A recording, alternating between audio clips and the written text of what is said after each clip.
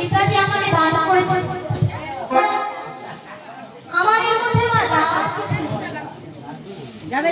এত বড় ভার আমার মা আমার মাথায় চাপিয়ে দিয়েছে, তাই না? আমার দেওয়ার মতো কিছু নেই। ওনার কৃষ্ণ প্রেম কৃষ্ণ ভক্তি জেগেছে বলে আমার এই গীতার দিয়ে দিয়েছে।